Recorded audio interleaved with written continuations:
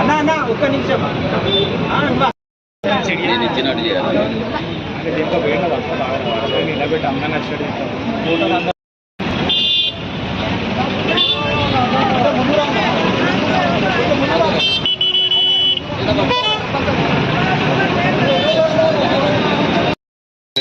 తీస్తాను నా తొందరపడక అక్కడ ఇస్తలేరా సంతకం పెడతాడు అక్కడ అసలు కథ అది వాచ్మెన్ డబ్బా ఇట్టేటాను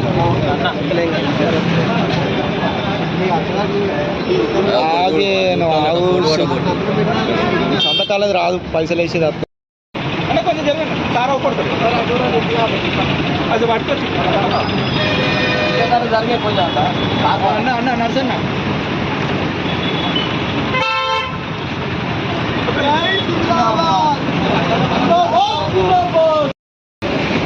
వీడియో తీస్తాను వాయిస్ తీస్తాను రెండు తీస్తాను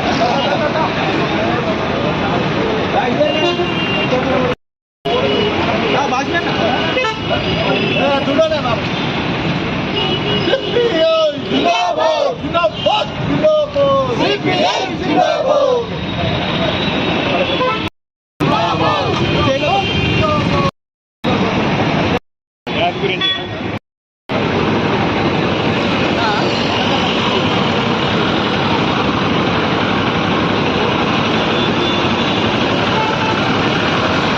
రాష్ట్రంలో ఏప్రిల్ 1వ తారీఖు నుండి 15 రోజుల ఇంటింటికి సిపిఐ కార్యక్రమాన్ని నిర్వహిస్తూ ఉన్నది. ఇంటింటికి సిపిఐ కార్యక్రమంలో భాగంగా ప్రజల దగ్గరికి వెళ్ళి ప్రజల ద్వారా ప్రజల సమస్యలు తెలుసుకుంటూ ప్రజల ద్వారా విరాళాలు స్వీకరించి మరి ఈ తెలంగాణ రాష్ట్రంలో ప్రజలు ఎదుర్కొంటున్నటువంటి సమస్యలను మరి స్టడీ చేయడంతో పాటు ప్రజల వద్ద నుండి నిధి సేకరించేటువంటి కార్యక్రమాన్ని భారత కమ్యూనిస్ట్ పార్టీ ఈ రోజు నుండి 15 రోజుల పాటు తెలంగాణలో నిర్వహిస్తూ ఉన్నది.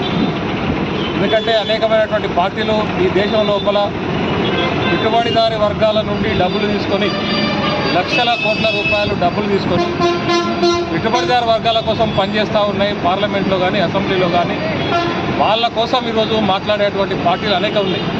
కానీ అందుకు భిన్నంగా భారత కమ్యూనిస్ట్ పార్టీ ఎర్ర జెండా పార్టీ పేదల సమస్యల మీద మరి పేదల కోసమే పనిచేసేటువంటి ఏకైక పార్టీ భారత కమ్యూనిస్ట్ పార్టీ.